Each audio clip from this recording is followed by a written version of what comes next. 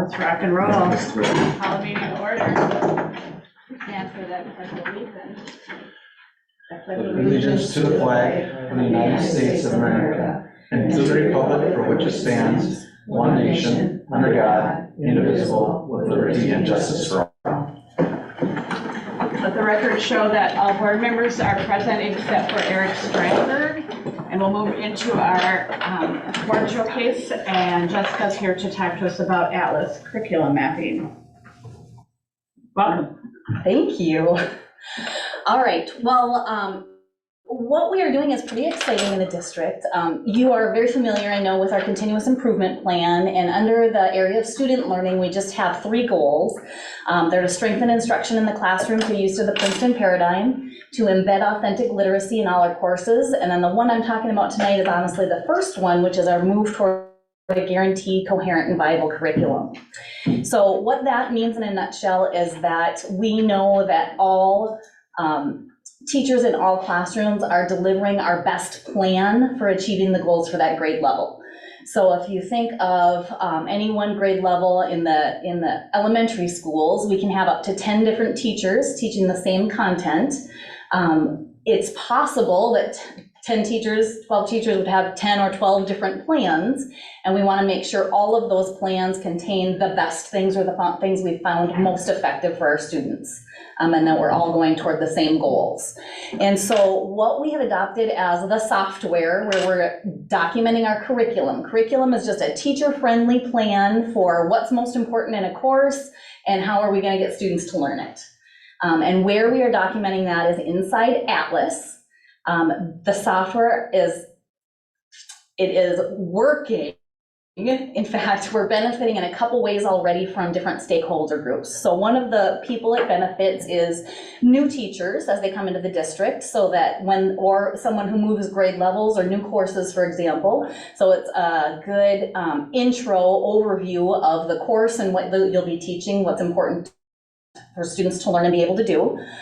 So for teachers, it's been a valuable resource. It's been a valuable resource if we ever have families or community members that are curious with questions like, for example, what is your 7th grade curriculum? We can go to this software and pull course descriptions for every class in 7th grade and send them a clean report, and families have been very happy with that response. And then the third group is as new administrators particularly, but for administrators, it allows even more transparency into classrooms. You can't be in every classroom all the time. And so this is a way to know what teachers are thinking, what they're prioritizing, what we'll see when we go into classrooms, and what we're hoping to look for and encourage. So I am going to share my screen, only if I can. I don't seem to have that button. Awesome. Could be a user error. I got it. Thanks, Chad. Sorry. It could be. No, sorry, Jessica. I'm ignoring you, Chad. Is that okay? You should. All right. So I've shrunk the list down here so it's not overwhelming, but every course in our district is listed in this catalog. We go through a sort and we can actually click into any course. So this is English Language Arts for kindergarten. I chose that because of our emphasis on reading and writing. But this is what a teacher would see. So there's a course description for every course. This is supposed to remind us again, all teachers, what's important in this course. So it says here, the main goals of kindergarten ELA are reading, writing, and then the other category is called listening, speaking, viewing, and exchanging ideas. So those are directly from the state standards, but reading, writing, listening, viewing, speaking, what does that mean in kindergarten? There's some more language under that. So it, in bold, says our #1 priority is building alphabetic principle, phoneme, grapheme correspondence to accelerate decoding skills. Fortunately, all of our teachers have taken letters training, so they know what that means, and it boils down to students know what sounds letters make. So they can put letters and sounds into words. So the activity that was here at Board Showcase one night where we were doing the map it skills, students are sounding words out, that is the evidence we're looking for all the way back in kindergarten. So there are 3 phases of curriculum mapping. The first phase is to be able to write this description that's agreed on by all the teachers, the principal, and then me. We collaborate on this at K through 5. We do this together. And then we identify what are the units. You'll notice I pulled this up because it's okay that different grade levels look different, again, as long as it makes sense to the teachers. So kindergarten has several units. They all go all year long. So kindergartners are practicing these skills through the whole year. And what is also identified in phase 1 is if you go into any one of these units, it will tell you what are your habits of the tiger that are important. So I've clicked on concepts of print. Our kindergartners are working on the reading and writing habit there. And then they specifically identify which standards from the state of Minnesota correspond with the unit. So this, super cool. it is super cool. So it allows us also to do a search like, are we hitting all of the important standards? Are they mapped? Are they getting done in every grade level? So that's part of phase 1. All courses in Princeton Public Schools, with the exception, there are a few, I'll say 90% of courses in Princeton Public Schools have mapped that far. So, and some of ours are even in phase 2, where then you can click on these units and go deeper, and you'll find out what is the desired result of just that unit, what is some guaranteed resources or guaranteed activities we do with students in that unit, regardless of classroom. I have a question. So is this where the teachers have to go in for each student under this? How does that, or is it just like a testing? This is really like the teacher's lesson planning. Okay. Yep. So they don't have to go in for each student and. They do not, no. I did want to show you compared to what ELA looks like in 7th grade.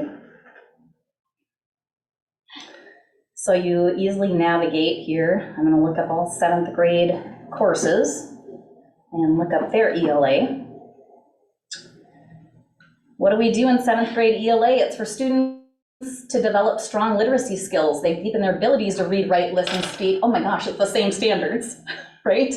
However, there's more information here. Essential skills they focus on are utilizing text evidence to support and defend claims, analyzing different perspectives in literature, comprehending and interacting with complex texts, and developing strong paragraph structure to communicate their ideas effectively.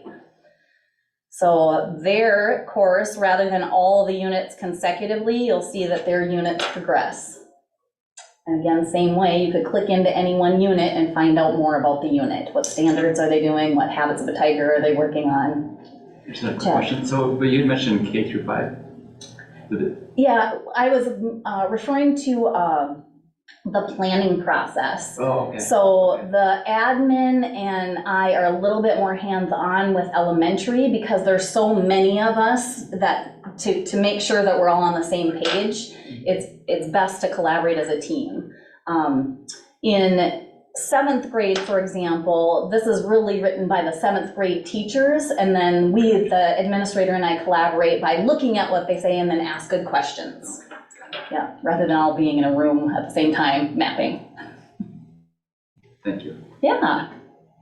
So yes, it has been a wonderful tool so far, and we expect to strengthen it. This is part of the continuous improvement process, and it just helps all of us ask each other really good questions to strengthen the instruction. Is this being used by other districts as well, or is this? This is not something that's in every district, but there are districts in Minnesota and across the nation that use it. Yeah. Yeah, this is something that we, you know, how we have our different district leadership teams. Mm-hmm. So we have a student learning leadership team, and that group vetted all of the different possibilities to do this. One thing that we did consider is to just build our own through Google Docs. We did choose to go with Atlas Rubicon because that would seem like it was the best for us. But we, it's like we're pleased but not satisfied. We have a lot more work to do. Like we're nowhere near completion. Great. And honestly, this is something that's like a living document. It's constantly has to be reviewed and updated and changed. And that's what we want to build a lot of that into our PLC time, where teachers are looking at what is it we want students to learn and be able to do. How will we know if they do or not? Really looking at those assessments, and then what's the best learning design and units to get them there. And I think one huge misconception that I feel like most people have is they think that your curriculum is like the textbook that you're using or whatever like tool you're using.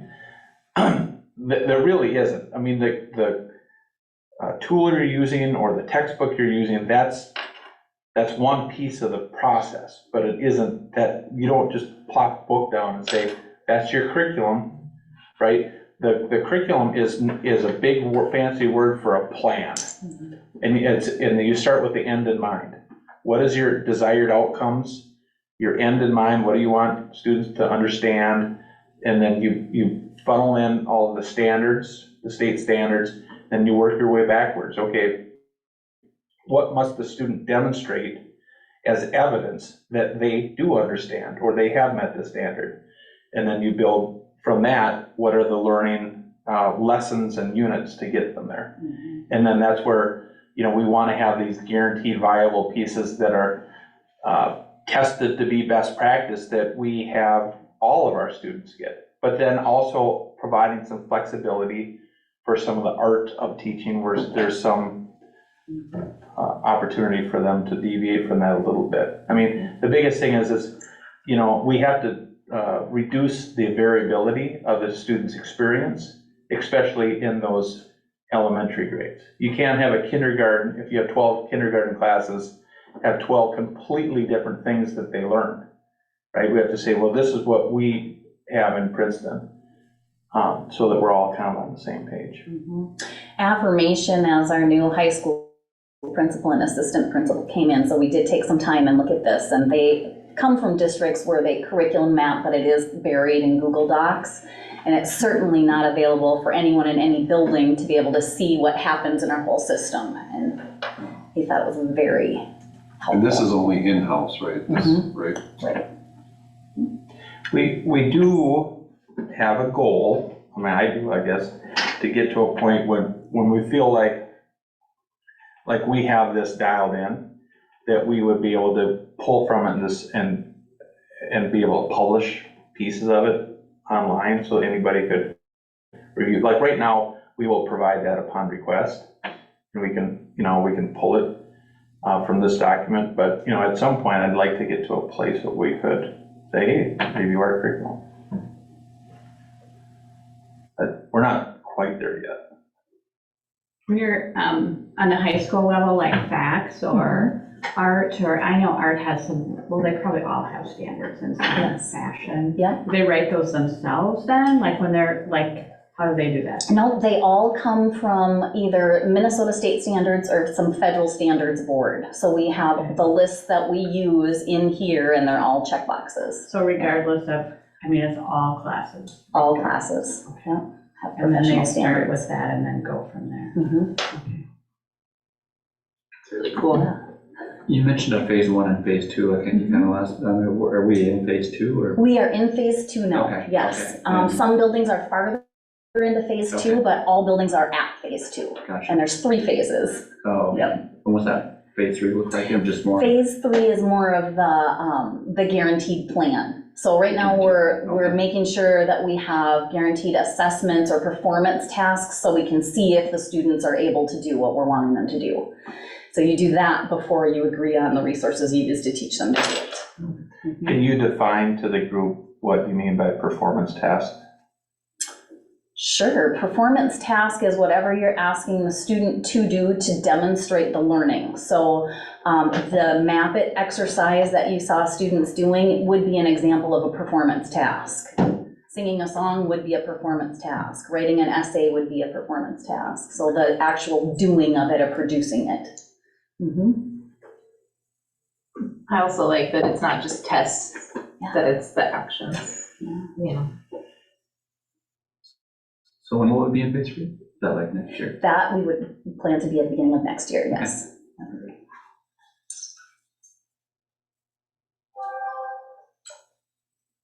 Great.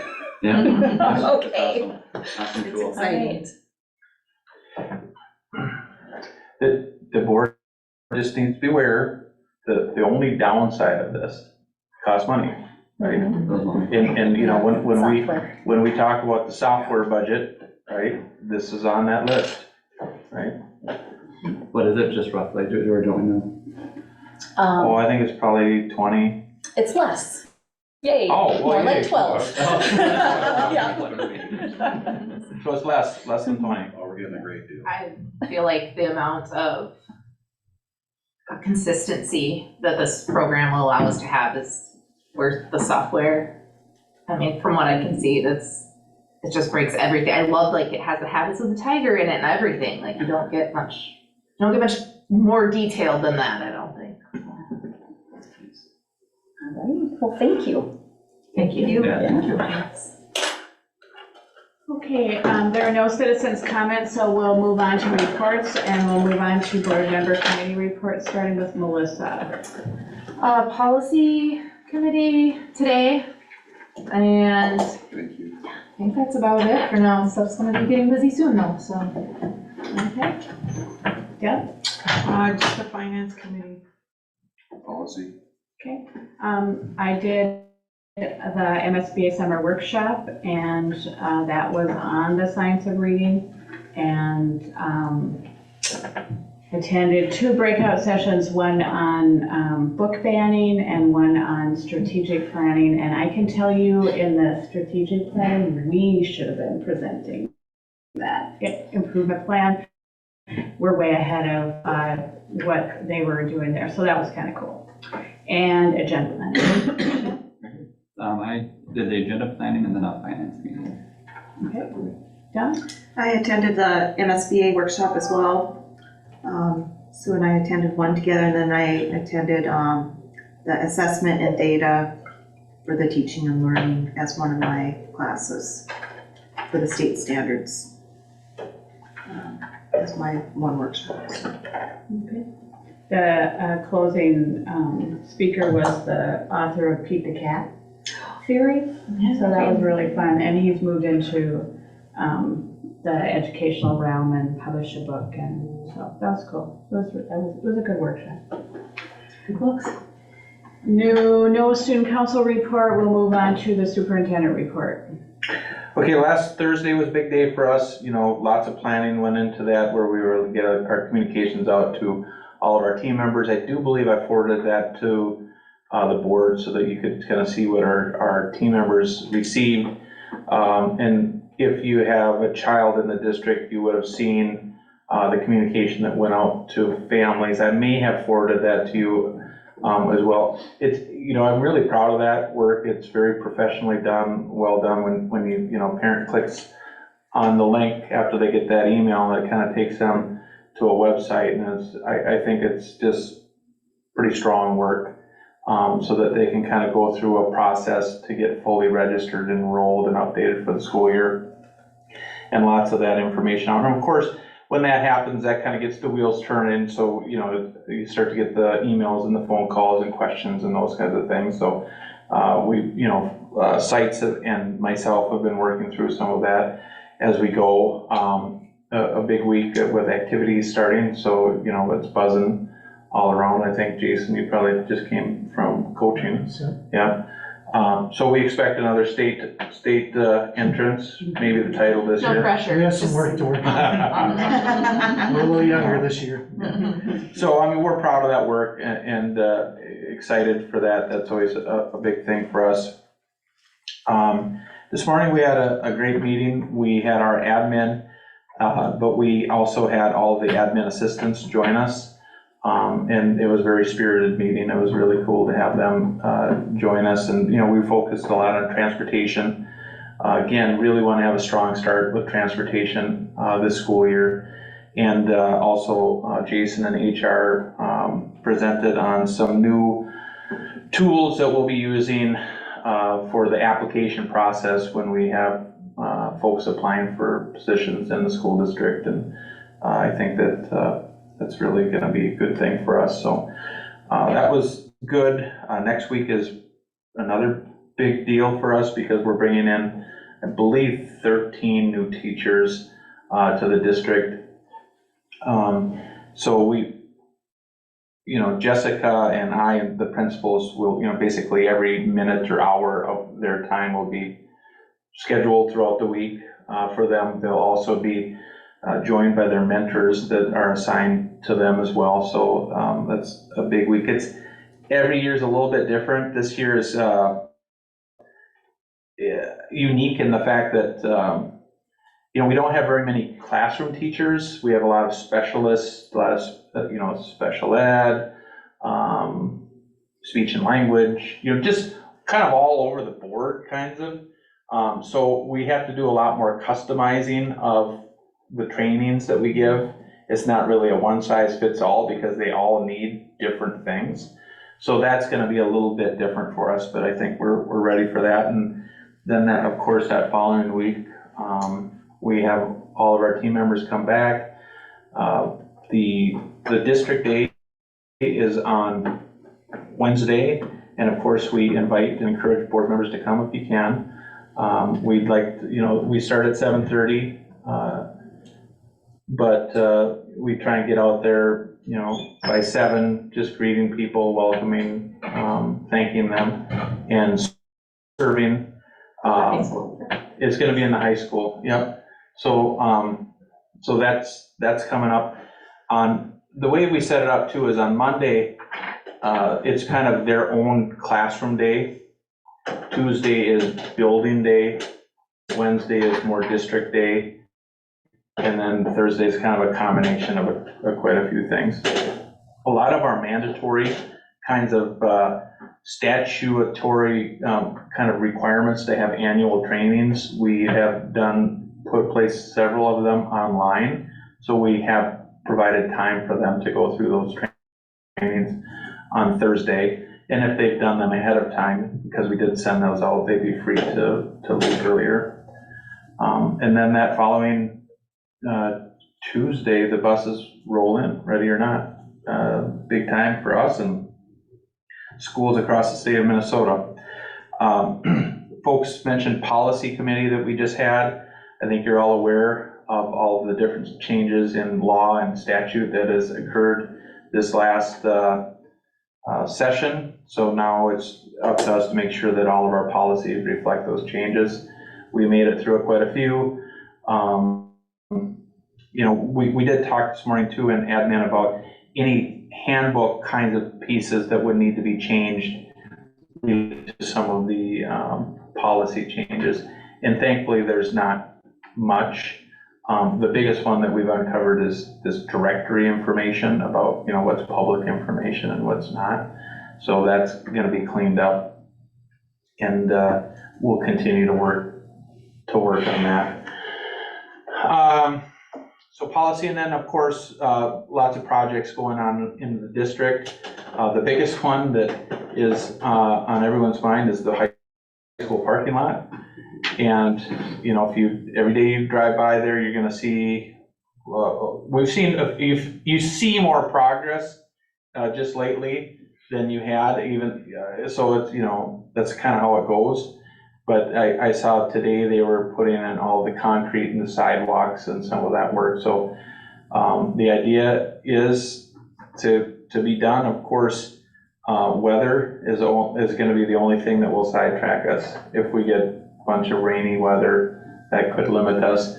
We do have a plan B if we have to, and that would be getting the first layer down and then starting to stripe it, and then finishing over MEA is what we would do if we can't get all the layers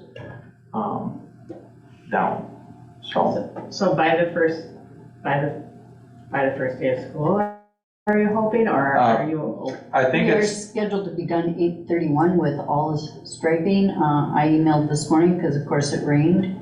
Sunday, and I will get an updated schedule tomorrow. Okay. Because a parent asked me that they had heard it was gonna be October, and I said, no, it's not gonna be October. Well, the 831 is just the first layer, or is both layers? Both layers, Oh, okay. as of right now, no. Good. That's plan A. Good. Plan B would be the one layer. Yep. Okay. And, all right, that's good for now, unless you have any other questions that you'd like to ask me. About the bathrooms in the high school, or, well, They probably will not be complete until maybe the second week, No, they're scheduled for the end of the month, end of this month? September. Okay, okay. so a little later than what I said. But that's something that we worked with Ryan and admin on, and they have a plan. Okay, good. All right. They're gonna be nice. I think it's gonna be a really nice feature. We're gonna have new water fountains too. Ooh, with the little water bottle? Mm-hmm. Those are the best. Good. All right, any other questions for Ben? All right, we'll move on to number 7, to approve the agenda as presented. So, Motion made by Rick Ming, second by Chad. Is there any discussion?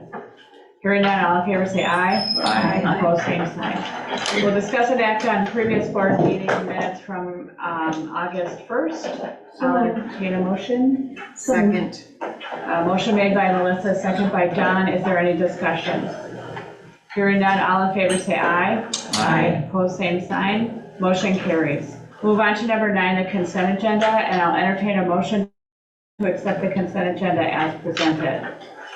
So moved. Motion made by Deb, Second. second by Melissa. Is there any discussion? Hearing none, all in favor say aye. Aye. Opposed, same sign. Motion carries.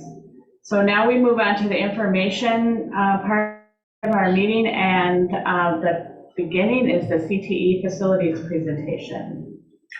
All right, just want to frame this. The board had charged us to bring a proposal to you with a priority of coming up with a facility that would be related to career and technical education and utilizing best practices, state-of-the-art kind of facility. Over the last year, we've worked, gone on tours, lots of meetings to get us to where we are tonight, and we're excited to have Robert here.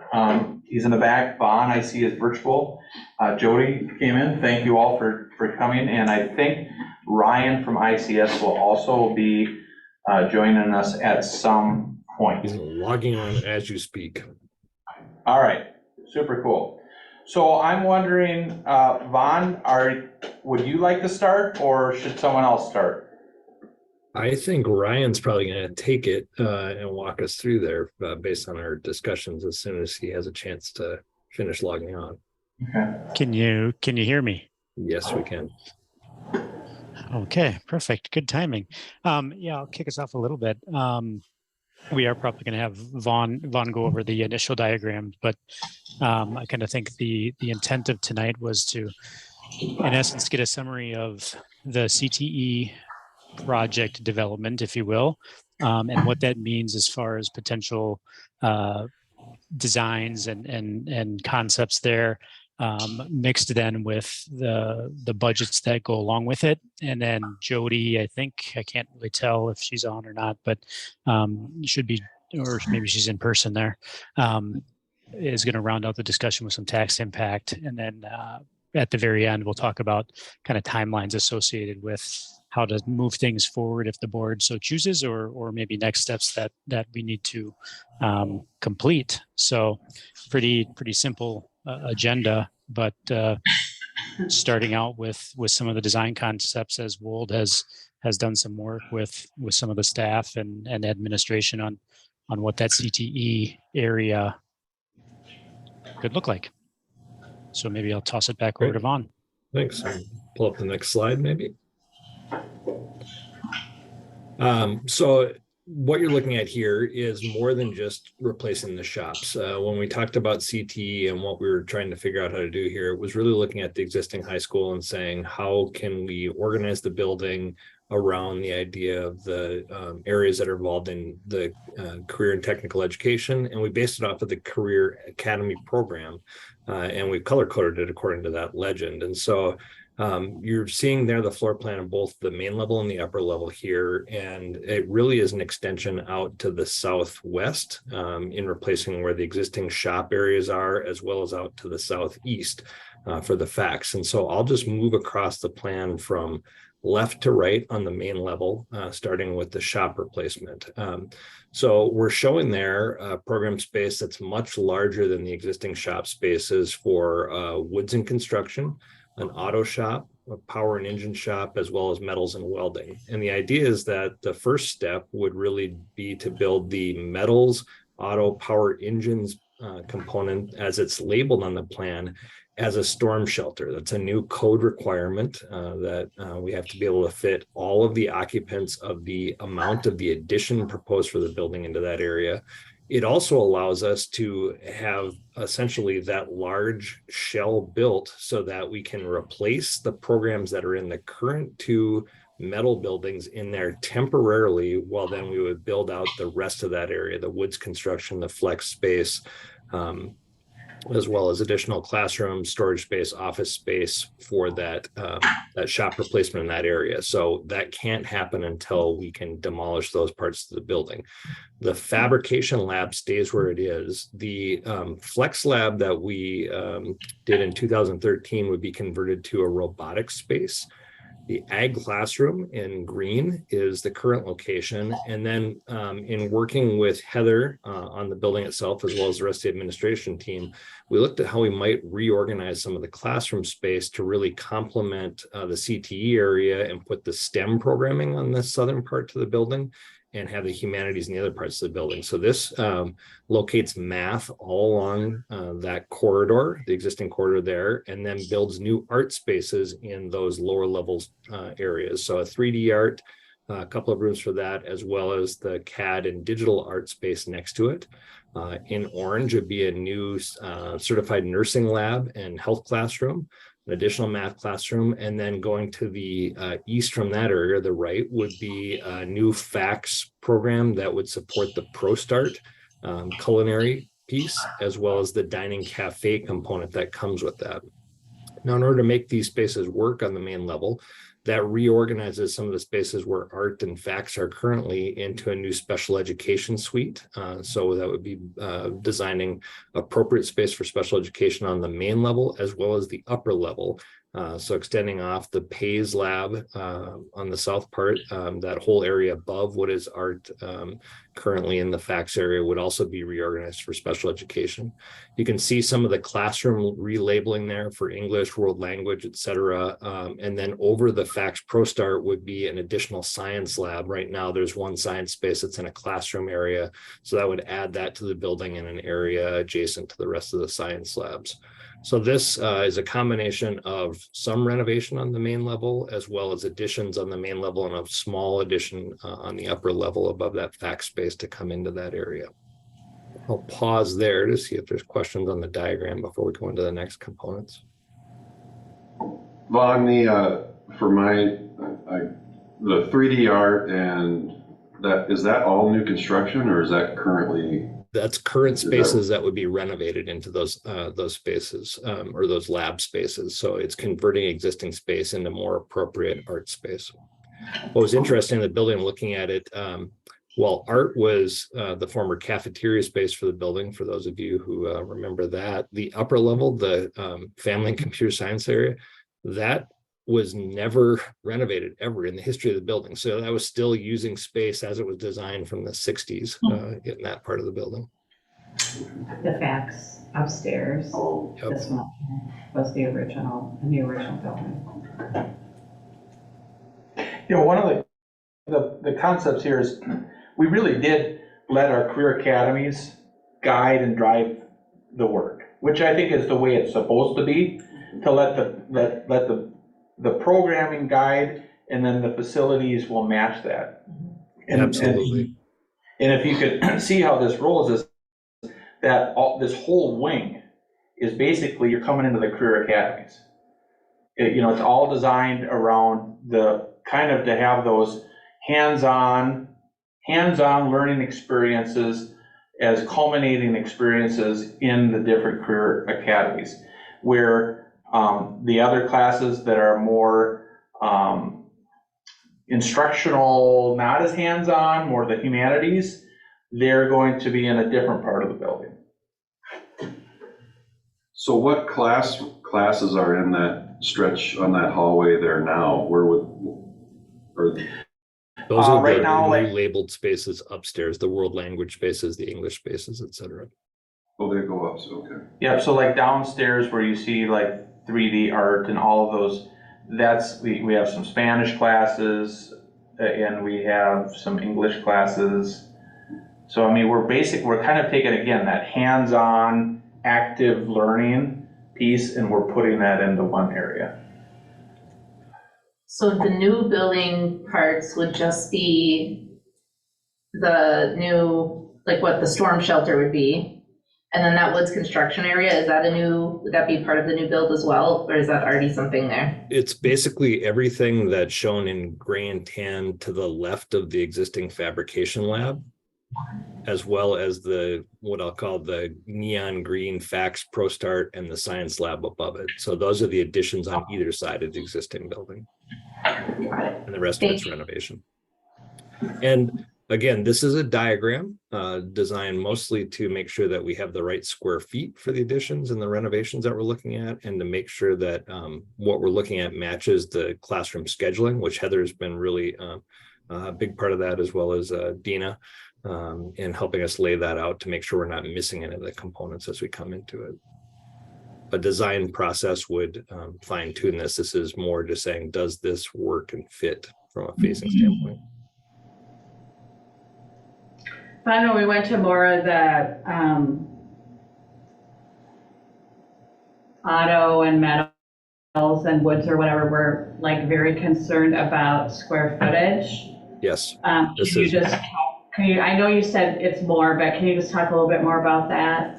I can, and I do have a space program. All of these spaces are larger than what you saw in Mora, as well as larger than what your current spaces are. Okay.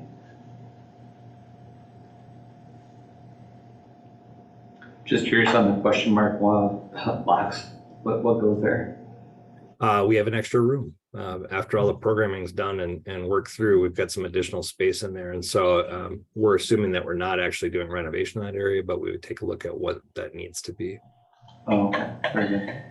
He likely said this, but I wanted to note the space for robotics, that we would have a designated spot for robotics in this area as well. That would be so nice.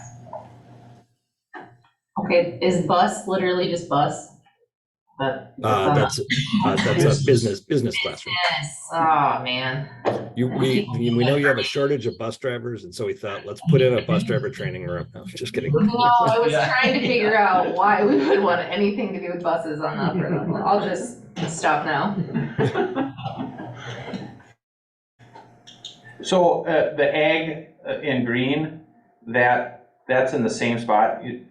It's currently the existing space, but it likely needs a little bit more renovation because it's kind of been, I wouldn't say squatting in that area, but using the existing space as it was. And so we know that there's some improvements to make in that area.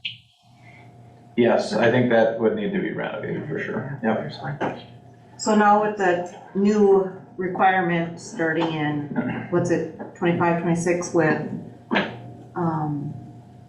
personal finance, and then the history class that we have to teach, do we have room, or do we need to find space for those classes to be taught? Because everyone will have to have that in order to graduate. No, I believe that we will have plenty of space. We will have enough classrooms for that to happen. Okay.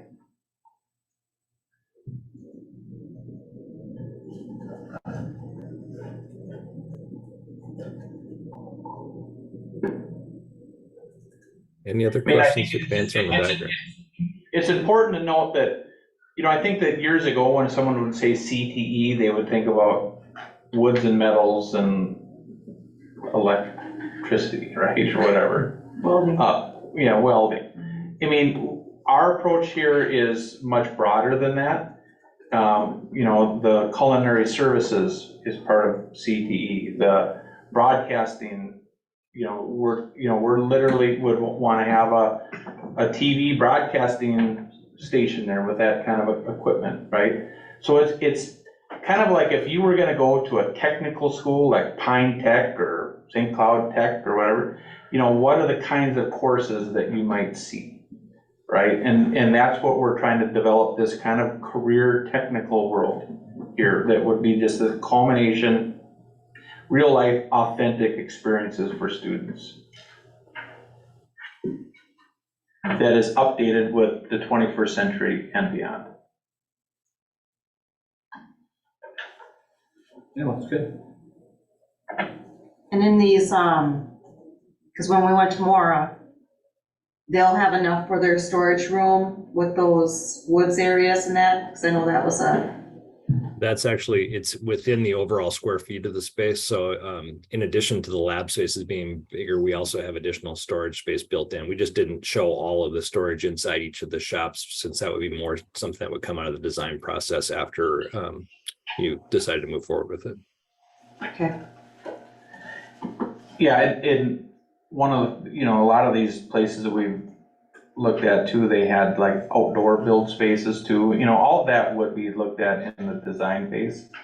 We And, did show there's- that area basically directly south of the existing Fab Lab as a project build yard. We thought that would be a great way to highlight the woods and construction right there where people can see it going on.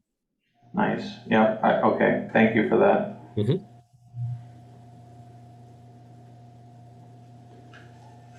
Yeah, I mean, I know everyone's gonna have different opinions on this, but I love it. I'm grooving on it. I think it's kind of what we had talked about after, reviewing and looking at several different places. And it matches and it's aligned with our career academies. And it uses a lot of what we already have, which really point that out. Yeah. Just to put it in perspective, if we looked at all of the program spaces, including the ag classroom and some of the other areas that are associated with sort of your shops area in the existing building right now, it's a little short of 15,000 square feet.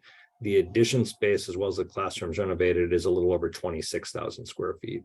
So significantly larger than what is currently there.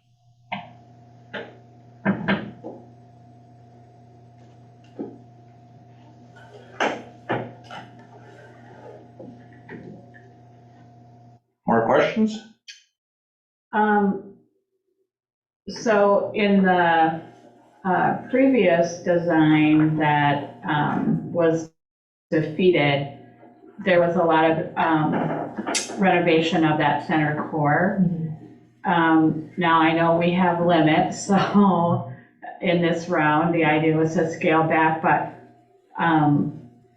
does this affect, what we're doing here affect the ability of the future to change that massive media center and design of that center core? It doesn't change the ability to do that in the future. We just did not do any of that this time around. We said, let's just focus on the CT and STEM programming in this part of the building. And so other than relabeling some of the upper level classrooms, that center core stays exactly as it is physically. So those classrooms still remain inadequate? Correct. Okay. Well, I think, if I recall, the board wanted to see what a state-of-the-art CTE facility might look like. And then the next question would be, what would the cost of that be and what would the tax impact of that be? After you analyze that, because we all are aware that there's more needs than just CTE. So after you analyze the cost and the tax impact, then you could potentially determine if there was room to add another priority item or not, or if that's the limit. And I guess we haven't gotten to that point yet. Right. I was just wondering if it could still be an option in the future. That was my. Absolutely, absolutely. Yeah.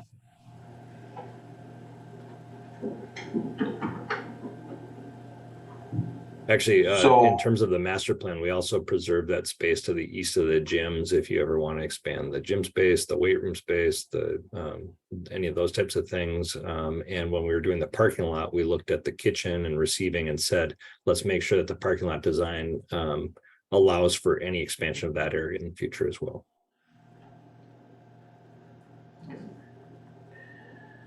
So I think we're to the point, Vaughn, I mean, do you have an estimated cost of what you have right here proposed? We do. Ryan, why don't we move to the Yeah. next slide? Yeah, I think if you can advance that slide. Oh, these are just some blowups of that area. Just to, oh, it had square feet on that. So in your board packet, you'll see that the blowup diagrams have the square feet noted for it.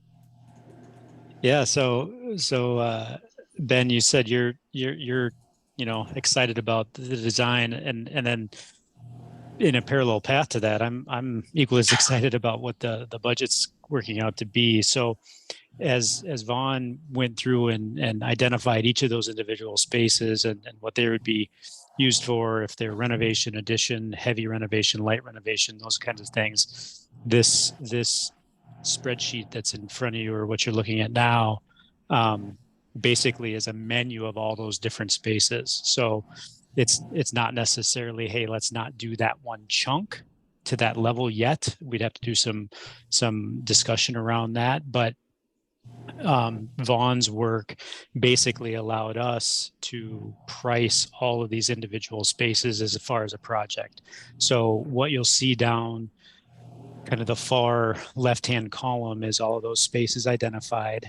And then what you see in the columns 1, 2, 3, and 4 are just different totals of scope projects as we've identified. There's a couple other components that, as we were working with, Michelle and Keith and looking at your long-term facilities maintenance plan and long-range plan, what are some significant potential projects coming down the road that are going to have to be addressed, that the revenue is going to fall short of. And so we added on this whole scope, replacing the boilers at the high school and also replacing the roof at the middle school. Those two items have been kind of on the plan for a long time, but not addressed due to the size of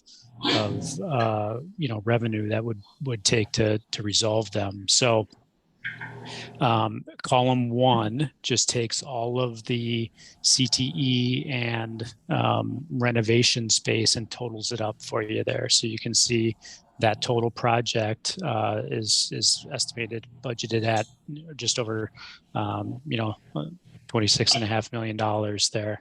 So that includes all of the construction, all of the design, all of the management, all of the fees associated with it. It includes contingency and FF&E, furnitures, fixtures, and equipment. It includes contingencies for inflation and design and things like that, along with technology.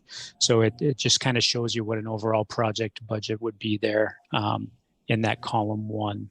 Then column 2 just shows you what, if we took the boiler replacement, what that budget would be. And then column 3 is what we do what the budget would be if we replace the roof at the middle school. And then column 4 just takes them all together and totals them up into a total package. So, I'm sorry, I didn't see who asked the question about other priorities or other projects when you're talking about the center core of the high school there. But there is some potential, as Jody will get into in a second, to talk about all of these things and how they're packaged and what potential size of a project would be. Before I get into kind of the tax and impact and all that stuff, is there any specific questions on budget related items with any of this, or how this is laid out I from just any have anybody there. one disclaimer, because we've kind of been pushing pretty hard to get this baked into you in this format. I still would put a draft over this just to make sure we've got all the costs kind of covered in some of these things here. We haven't had a chance to really sit down with the administration one more time just to make sure we've got everything covered from a space standpoint and gone through all the lists together as a group. So put it in there as a placeholder. I agree. That's why it's labeled preliminary concept budget up top. We'd want to nail it down, but it's definitely, I'm comfortable enough to have the conversation around this stuff right now, and would refine it as we move forward too. Hey, Ryan, in addition, on column 1 and column 4 under addition science room, there's a $200,000 difference. 720,000, and then column 4 is 970. Is that, where does that occur? I think that 9 and 7 are switched around or something, or how? 720 to 970. 720 to 970. Yeah, maybe there's a formula that's adding a different percentage for that one particular line item for some reason. I can Going check down in on that. Column Yeah. 1, column. Yeah. Yep. Can figure out what that is. So we hadn't talked a lot about some of our future huge projects, but we've been talking internally about them more, about the roof replacement at the middle school, which is upwards of $5 million replacement, and then the boiler piece as well. I do think that we might have even more of a sense of urgency on the boiler situation at the high school, as we have just uncovered some potential issues that are very serious that will need to be addressed. But here's a question to Michelle and whoever else, okay? Whether we went for a referendum or not, when that boiler goes, we need a new boiler, and we're gonna need a new roof. So if we didn't go for a referendum, what would our options be, or would we have an option to pay for that? So we have fund balance in LTFM. It's not enough to cover the 2 million.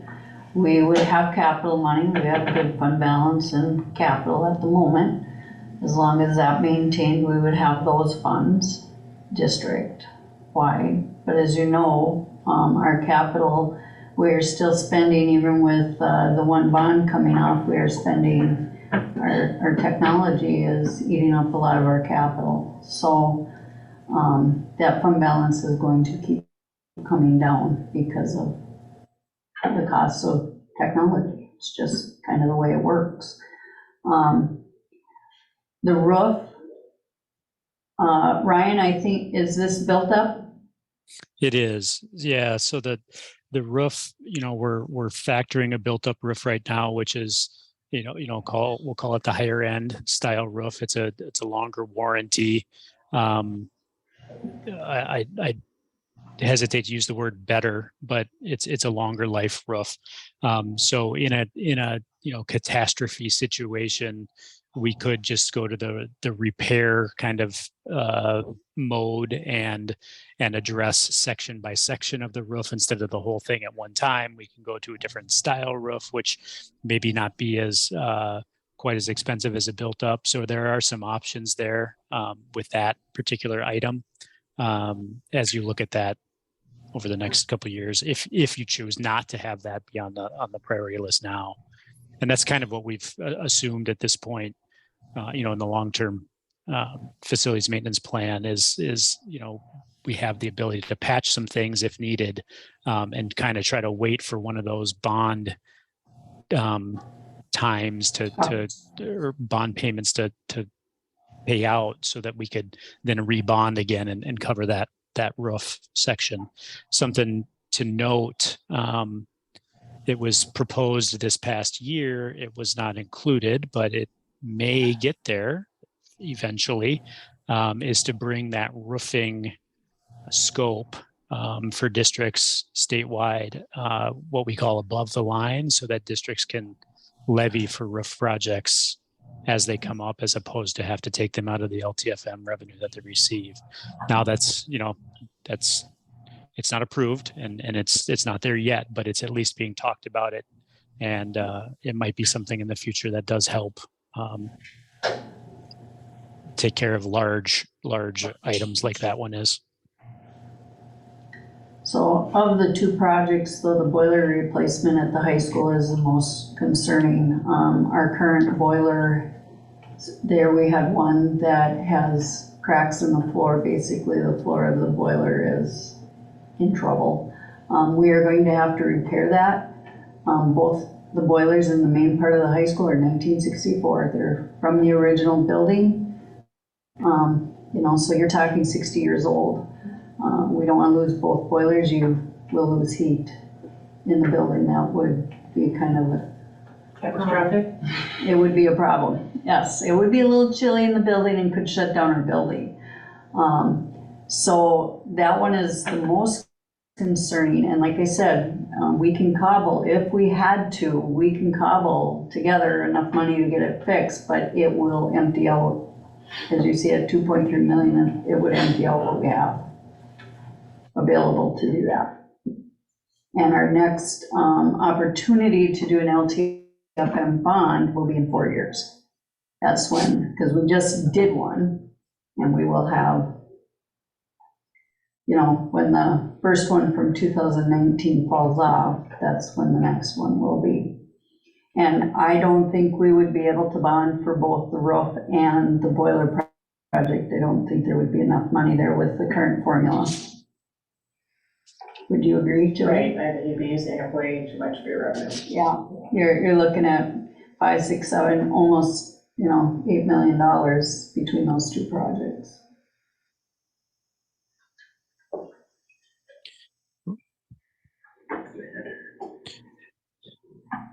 Any other questions on these specific budgets?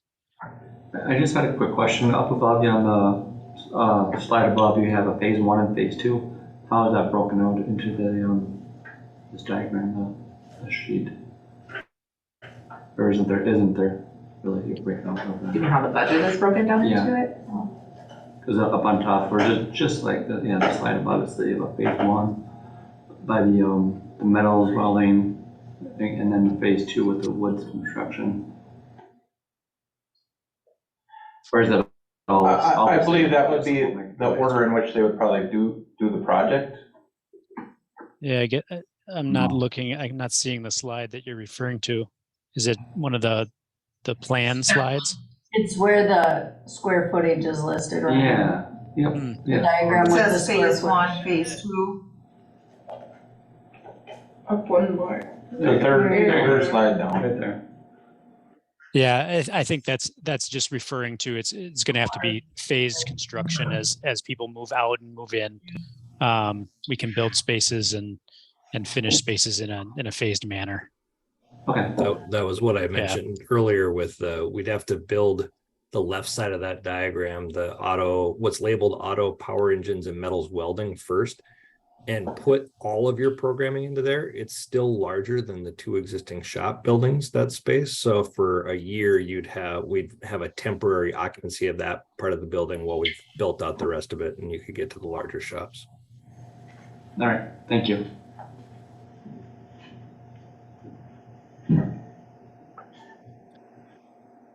So working back then to the budget and tax impact, and I'll let Jody jump in on that stuff. But it was interesting.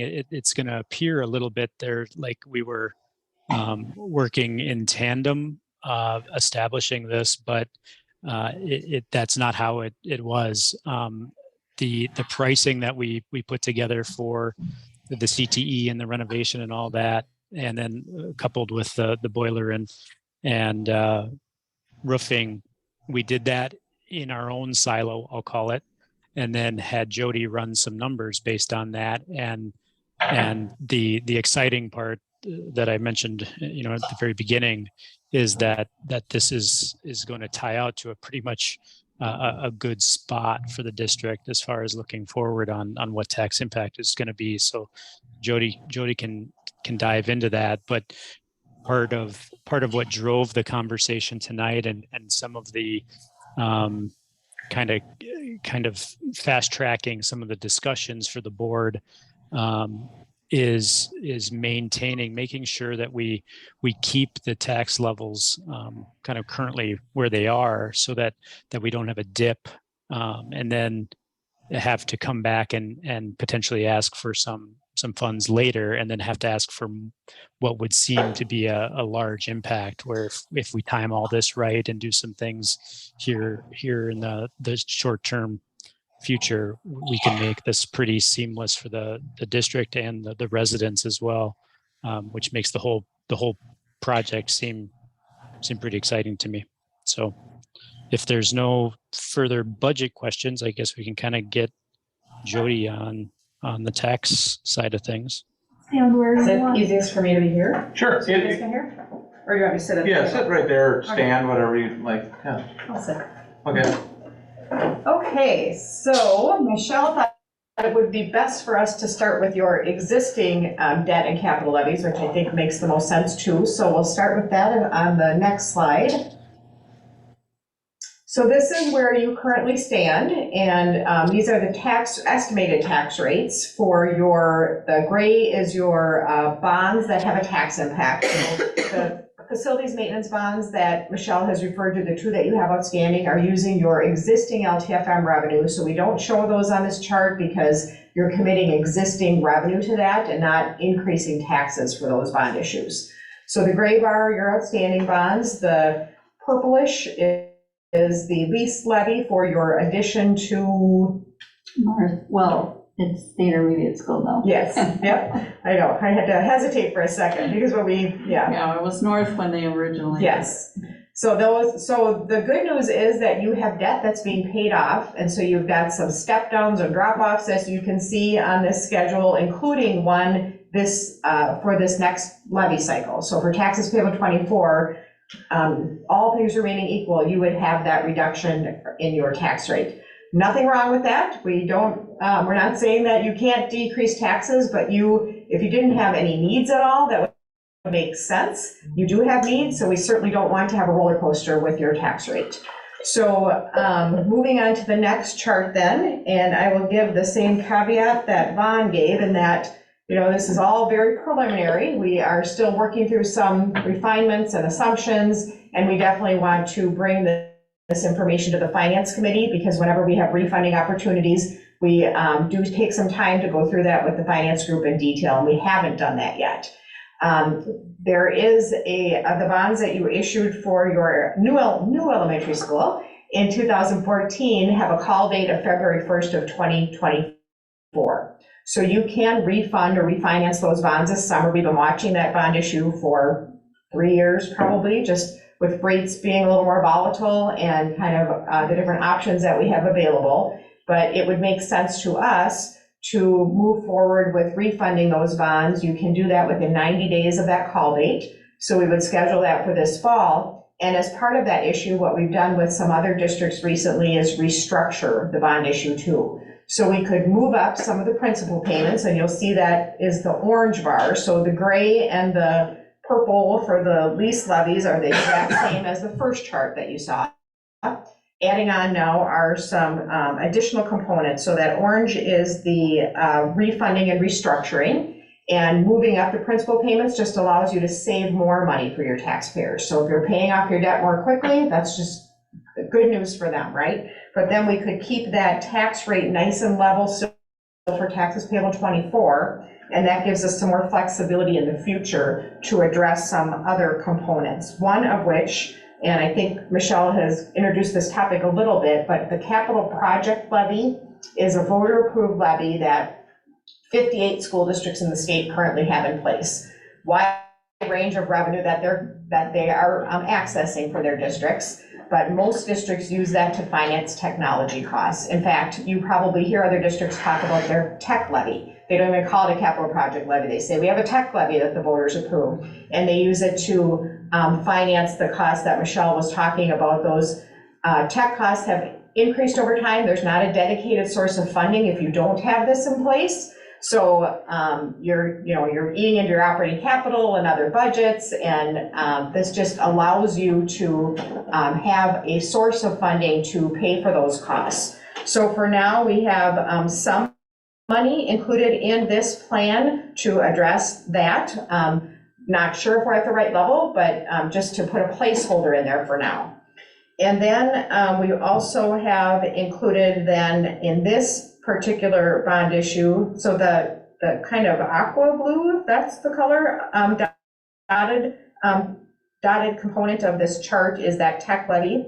And then the darker blue dotted is assuming a $25 million voter-approved bond issue with a May election next spring.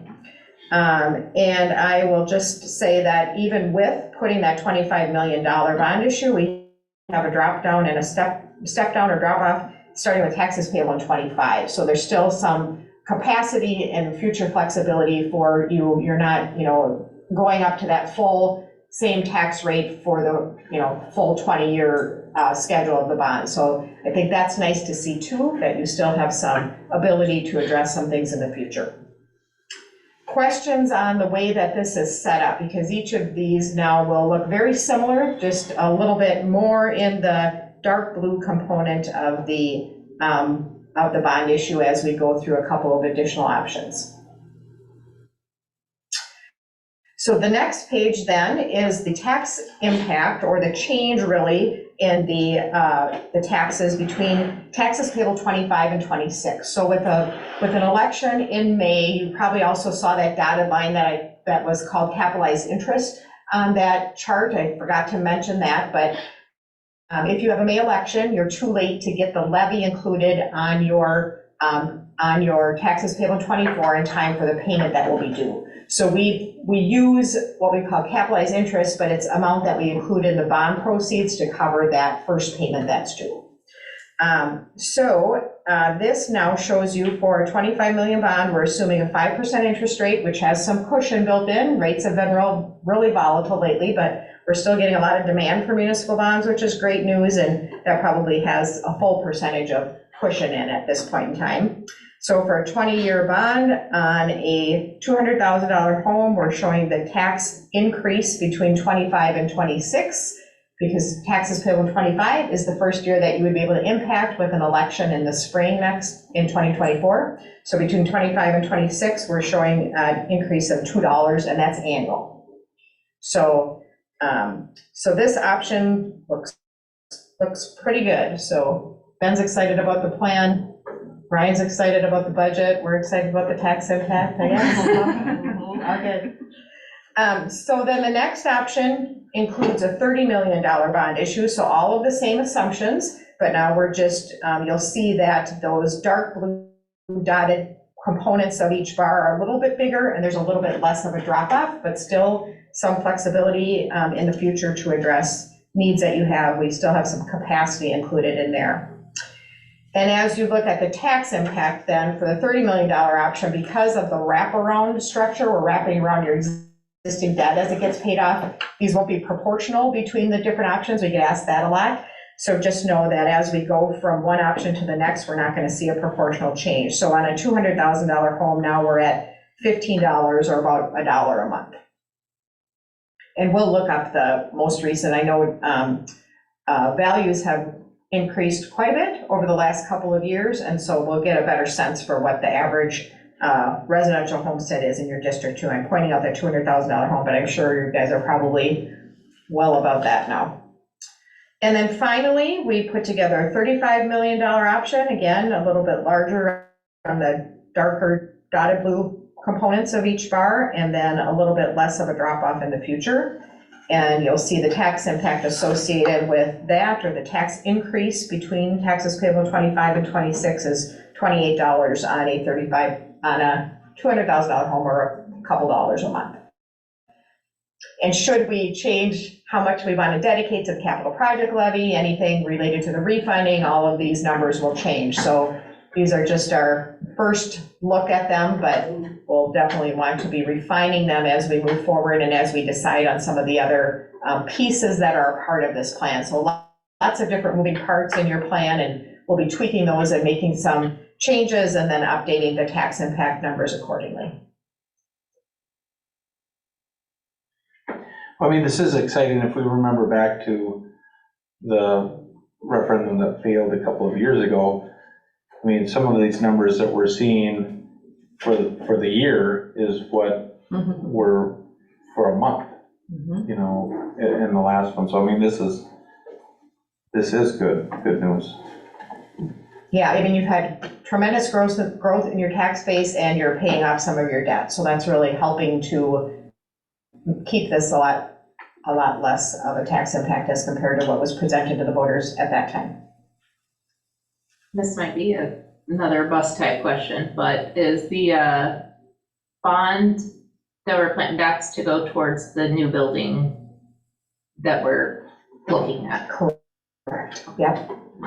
Yep, and I think we see more and more districts, including some of those bigger deferred maintenance items in a voter-approved bond. I think no district has enough money within their existing LTFM or operating capital to address those larger capital items when they come up. So it's not uncommon, and I think generally districts get pretty good support for those items when they include them in the bond questions, because people understand they need to take care of that in their own personal life too, right? And they know those are big expenses when they come up, so. So if we were going to consider like a question for the tech levy, okay, that would be a second question, correct? You can do it either way. You can have it as a separate question, or you can embed it within the bond question, because both of these are spread on net tax capacity. When you ask an operating referendum question, that's spread on a different tax base, referendum market value, so you're required to ask that as a second question. You are allowed to combine it if you would want to. Okay. So that's an option, and a couple districts have done that. Okay, so I mean, we're gonna have lots of discussions, lots more discussions, but I'm gonna throw out what I'm thinking and just see what your thoughts are. My big question is this roof. Like, how urgent is the roof? And maybe we need to have Keith here and some other folks to help. But in terms of, you know, if we continue to patch and maintain, and, you know, how many years could we get before we'd have to replace the whole thing? Can't answer that Can't question. answer that, yeah. Yeah, I'll take a stab at it. You know, it's not necessarily an easy question to answer. So you could patch and limp along for another 5 years, 10 years potentially even. You know, that's just the nature of the beast. Or you could have a pretty significant failure at some point too. So, you know, it's something that every district struggles with. As Jody mentioned, the prices of these things are just astronomical. I think maybe a better kind of way to look at it is, as opposed to what shouldn't we do on the roof now, it's maybe more so, do we lower the style of roof or change the style of roof to get it done sooner? So maybe not do the built up, but just do a regular EPDM roof, which is what's on there now, and lower the overall cost of that to get it done quicker. Could we see some of those cost differences just to? Yeah, I think that the board will want to see. Yeah, for sure. The difference is in cost. I mean, when that building was originally built, there was a decision made to go with the roof that we have now, which is not a built up roof. Yep. You know, there had to have been a reason for that. Was it just purely money? I'm guessing. Yeah, I don't know. So many of the board members might be have been there since then. I'm sure that it was. That's typical process. I do know the district has gone, I would say, over the last decade, maybe even a little longer, on all roof replacements to go to the built-up roof, just because it is, you know, something that you can kind of let it be for a significant amount of time. But that doesn't mean you can change. You know, you can absolutely change the style roof at any given point. So, yeah, we can put together options for that for sure.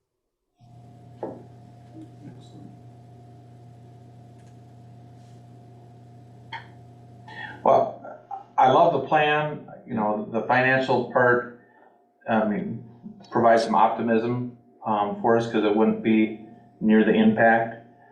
You know, my head and immediately goes to all the other needs that we have too at the high school. And I guess but at the end of the day, we need to prioritize a roof before we look at some other things, but I think those would be discussions we need to have. I think that if we include the tech levy, or what was it called? What's it actually called? The Capital project There you go. levy. Tech levy has a much nicer. I know, yeah. Anyway, if we include that and we end up including the roof, or at least for sure the boiler, I just feel like people will understand that so much. I mean, in addition to the building, but you understand technology is expensive. You've got to get a new phone that costs $1,000, you know? Like, I think that people will understand that we have to have a boiler to heat the school you send your kid to. It's not really an option. It has to happen. Technology, if you want your kid to graduate, has to happen. I mean, I think that will really help just with the community's perspective of it.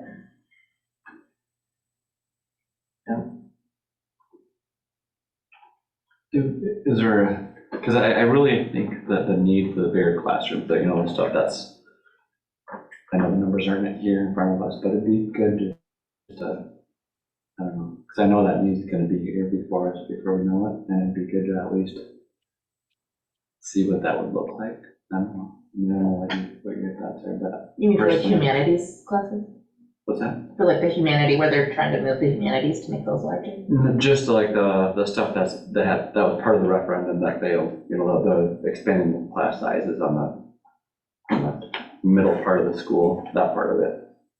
Knowing what those costs would be, you know, or maybe if we just did a certain part of it, maybe prioritize some needs versus what's really needed, you know? Just maybe prioritize what has a high priority on it. And what those numbers would look like, because maybe we could add some of those projects to this. I don't know. I just know the need is going to be there sooner than we can probably. We don't want to get out over our skis though either. No, I'm not saying that. I'm just saying, what would it look like? What would it cost?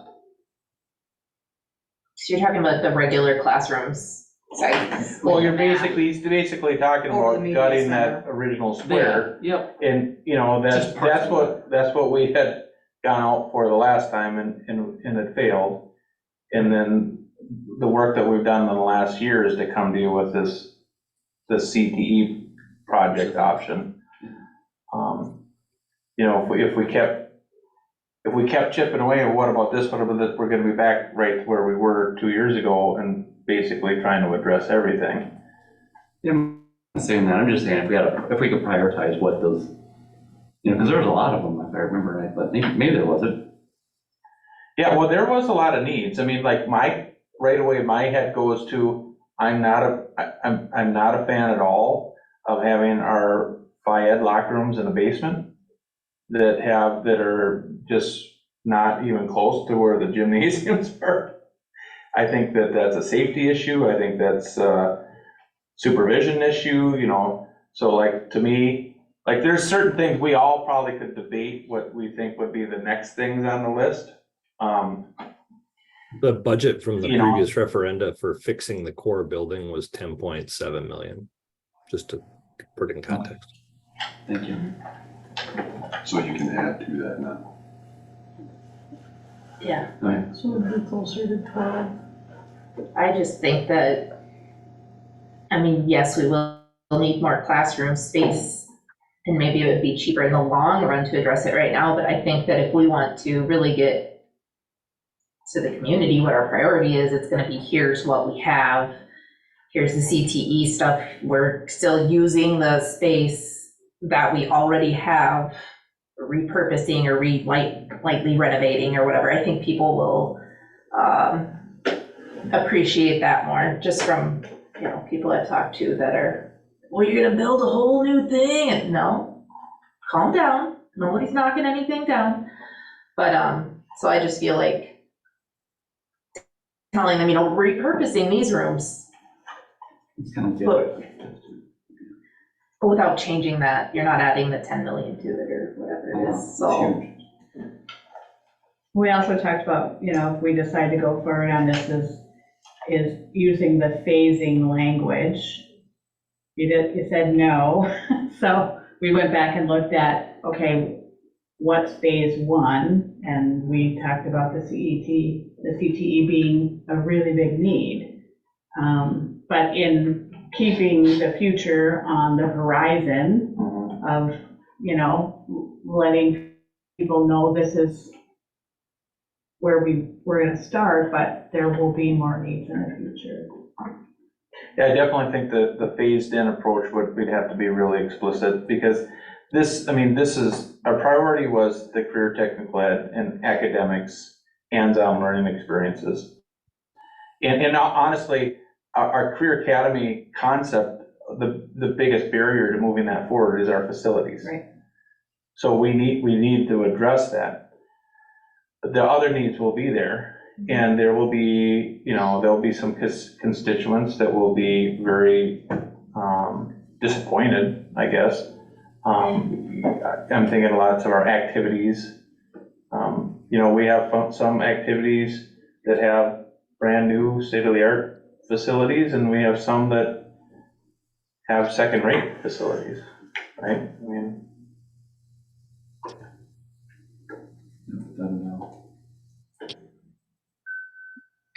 Is there, because I know we are seeing growth, you say the models are not there, but I think we're gonna have a lot of growth.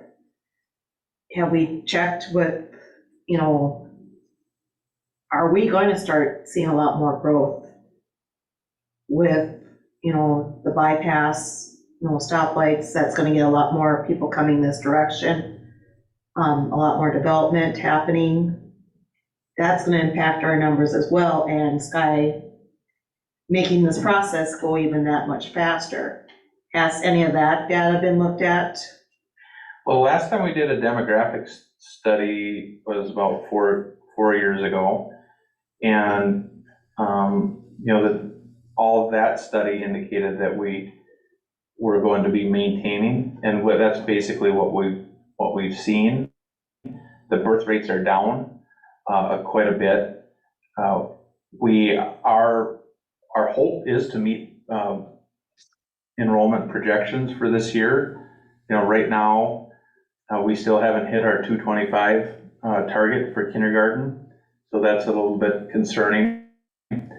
I do know that right now in our brick and mortar high school, we have about 900 to 950 students in that building, and we've had periods of time where we had well over that, 1,200, 1,300, 1,400. I'm not sure, we'd have to look at the history. Our high school has been larger than it is, and we were able to handle that. Now, with the new additions to some of this, into this building and the additional classrooms and square footage, I think we'll even have more space than what we had before. So, I don't know.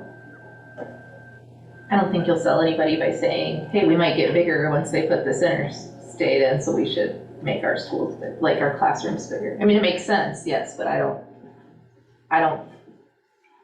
see a majority of our community going, oh yeah, we should prepare when our small town is bigger. A lot of people are not a huge fan of that as it is. I'm not saying that, I'm just saying we need to be prepared for what's coming, and right now we have classrooms that are not even meeting standards. That's an issue. We're not giving our students the best. The public told us they don't care about that, so we have to do this in phases, and whether or not we have room going forward or however this community grows, we have this in front of us now. So and I think to be able to convince the public that we're not going to, that we want to upgrade and our CTE versus some English rooms, I think that's a sell that the public will be able to get behind. I agree. And I'm not saying I don't think that it's important to have the classrooms. I just think that for what we're trying to do to get something that's workable, that we can use right now. Well, I guess not today, but in the next couple of years, you know, obviously to get something to pass now for that, instead of calling it, you know, like a phase 1, phase 2, and doing it all at one time for a vote, like kind of, you know, multiple questions or something. We just need to say, this is what we're concentrating on now. There will be needs, but for right now, this is what we would like to come to you with, and these are needs that people understand, I think.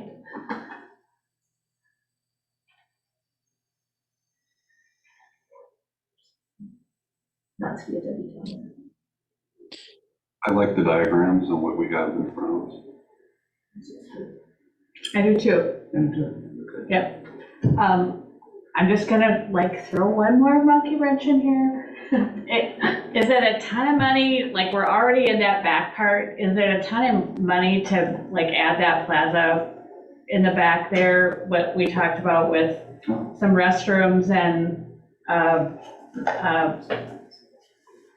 concession thing? Is it, On the west is side. that? Right.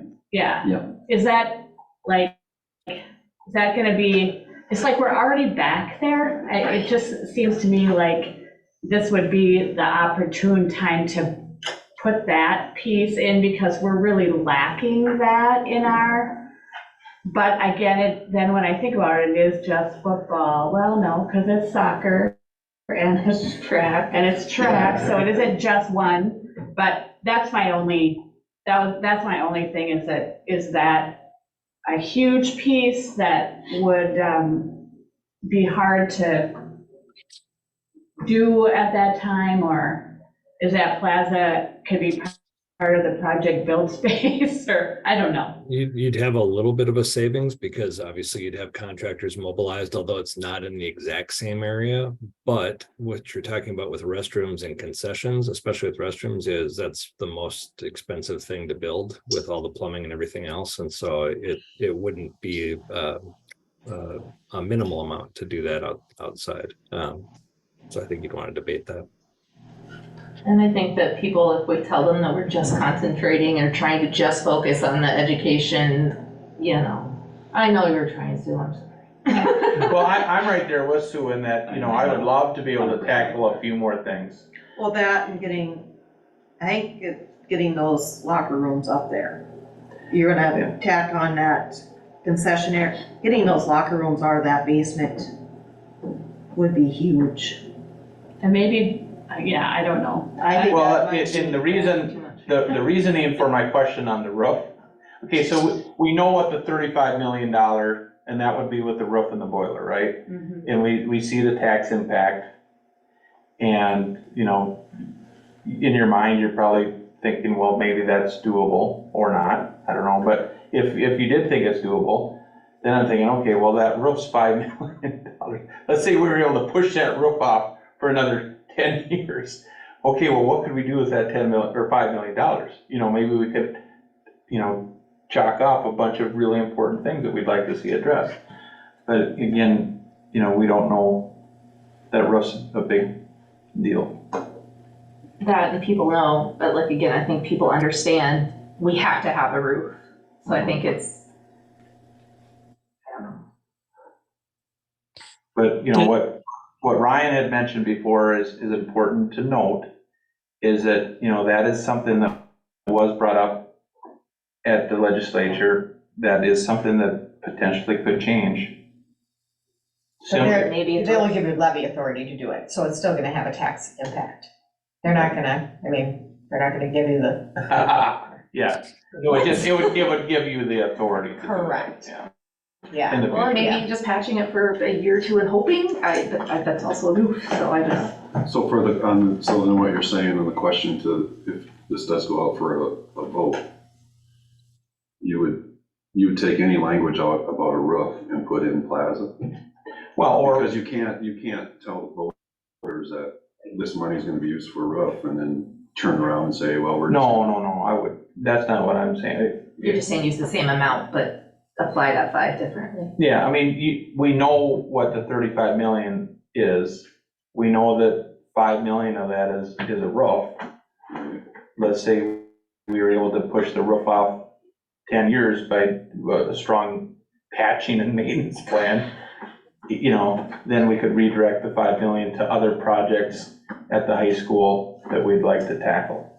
I'm just throwing that out there as, I mean, we have a lot to talk about. I think we just need to digest this, and we need to come back, I think, at the next board meeting and talk further about this. Yeah, I love what he's done. I mean, This Definitely looks nice. so great. Just, Yeah, so that was, exciting to look at. that was So kind of in the your- final end slide there was kind of what the next steps are. The conversations around scope and kind of a we'll call a referendum discussion can move forward. And Ben, you're right. At other work sessions and future board meetings, I think the important thing is there's some work to be done from the board's perspective that Jody can talk a little bit more about that needs to be done as far as the refinancing and restructuring of your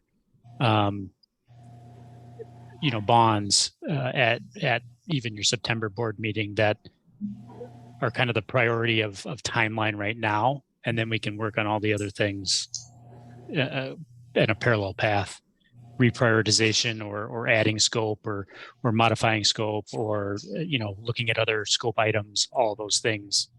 Your conversations that you guys just had for the last 10 minutes were spot on. So we can do all that. And we'll definitely want to take, because what you're seeing in the budget is just project costs. So we'll want to show you what that means for bond size. And at a $35 million level, that capitalized interest amount that you have to include in the bond size is almost $3 million. So it's a big number. So we would want to show you, based upon the project cost estimates, including everything that's needed then from bond proceeds, what that bond size looks like. You've seen that schedule from us in the past. We call it our sources and uses schedule, but that's what we use then to determine what number needs to be included on the ballot to finance all the components. And the stuff that we're looking at to approve September, that's to keep the taxes kind of just level. Yes. For taxes payable in '24, and as you know, after the proposed levy is approved on September 30th, you can't go any higher. And we really do want to move some of those principal payments up to give you the opportunity to keep that tax rate nice and level. So once we pass that September 30th date, we're too late. So basically, We have to act. Yes. so basically, the next meeting, we would have a discussion, and then that second board meeting in September, so we would have to have our vote. Yeah, you would want to authorize the sale of the refunding bonds. We can't close on them until we're within that 90-day window, but we can certainly provide the Minnesota Department of Education with our estimated schedule based upon the action that you've taken. And then we'll give them an updated schedule once we go through with the bond sale. So that's how the timing would work. Okay, but to go out for a referendum Yes. in May, we have to Yes. have that done in September as well, correct? No, you have different deadlines then for that vote. That would be. So Yeah. when is that, to go out in May, when do we need to have that decided by? So you, under the new legislation that was approved for review and comment, you would need to submit the review and comment by early January to MDE. If you wanted to have an April election, it would be early December. So a couple months in September. So the urgency in September would be the refunding of the bond discussion. Right. Correct. So that we kind of get that equaled out and we didn't have the big dip. Then we talked about doing that at the Finance Committee, September 5th, I think, was kind of our target date for that, just to, Oh, so the first meeting? yeah. Okay. Yeah, it's the 5th, this Tuesday. We have an extra week in here. Okay, so just to summarize then, we'll bring this to finance on the refunding of the bonds. We'll have it on the board meeting as a discussion. We'll also on the next board meeting have further discussion after you reflect, and we can, answer any questions or what have you. And we'll see if we can have, WOLD and ICS available to help answer any questions. We don't need to make any final decision on a referendum vote until January-ish. So we need to be working in progressing, each month to get to a point for a possible vote in December or early January. For referendums, what are our options next year? Do we got the 4 or is it 5? There's 5 next year, so the second Tuesday in February, April, May, August, November, so 5 dates. But for a February election, you know, Can't do November. you're not gonna make the deadlines, I don't think, at this point. It's April or May, I feel like, but take it. So are you asking if we didn't do a May? Well, we have August, there's August. We could do April. Because, you know, we've talked about it before, there's been times when there's only 4. Yeah. But now next year is a 5, so that makes a difference too. Yeah, some years there's only 2, yeah, it just depends, but we do have the 5 dates available next year.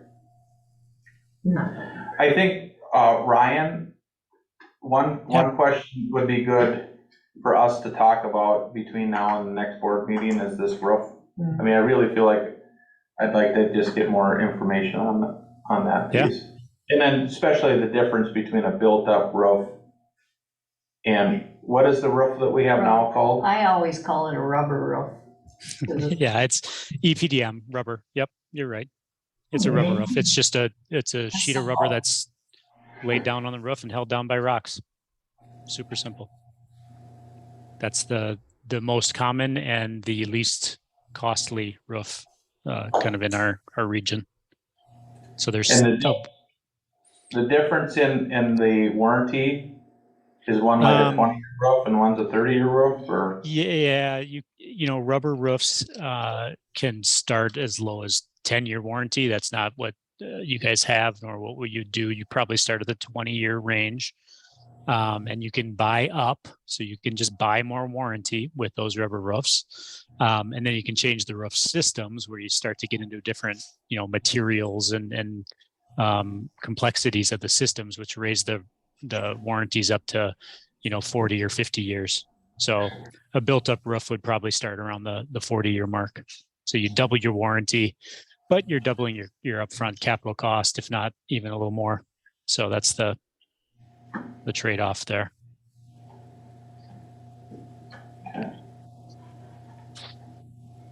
All right, so I'm going to ask the board to really process this and think about things and send me emails of questions. Then I will forward those on to all of these entities, and we'll get you the answers to those questions.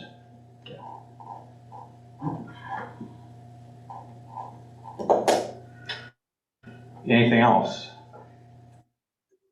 Thank you, everybody. Thank you, all of you. Thank you.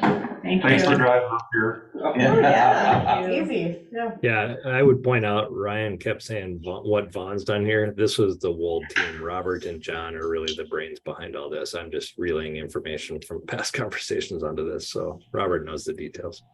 I'm The excited. guy that sat in the back the whole All right, time. dude. All the way up here. And We appreciate it. it. Great. Did you have any words of wisdom you wanted to share? Or? No, I just said I'm excited. Okay. The whole team is excited. Yeah, good. Good. Good. Well, thank you, everyone. We'll be in touch. Sounds great. Yeah, thank you. Thank you. All right, we're gonna move on to 2 action items. Number 11, we're gonna move on to 11A. We do this every year where we give Ben authority to do the MDE stuff. Is that a good way? Is that what this is? I was really having trouble understanding this. Yeah, it's called the Iowa. Yeah, every year it's something that the board has to give me authority to, you know, I guess, fill out all assurances and compliances and all the reports at MDE. So, and I can't technically do it until you vote, and then we send that vote to MDE so that we can do that. Okay, so would someone like to make that motion? So moved.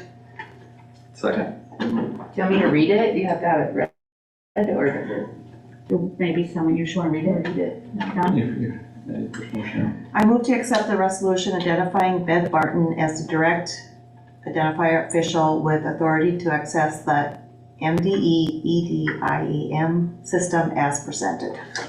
Okay, motion made by Don, second by Chad. Is there any discussion? Hearing none, all in favor say aye. Aye. Opposed, same sign. We're moving on to accepting the bid from Landwehr Construction for the middle school parking lot as presented. We'll make a motion, then we can have some discussion with that. Is there a motion? I'll motion. Made by Melissa, is there a second? Second by Chad. Now, is there discussion about that? I just want to point out is we got an initial number from the contractor doing the high school that was over 500,000. We are about $200,000 lower than that by going out to bid, so. And the project is to commence this fall, so. Okay. And the funds for that come out of the Parking lot abatement fund. business we already did? Yes. Yeah, okay, all right. Any other discussion? Hearing none, oh, do we have to vote? Roll call? Yeah. I'll vote by roll call, starting with Don. Yes. Chad? Yes. Sue, yes. Eric? Yes. Melissa? Yes. Motion carries. There are no additions to the agenda.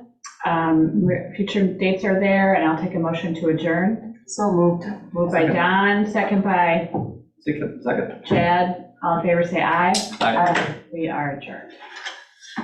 Were we just agreeing on stuff? We know you're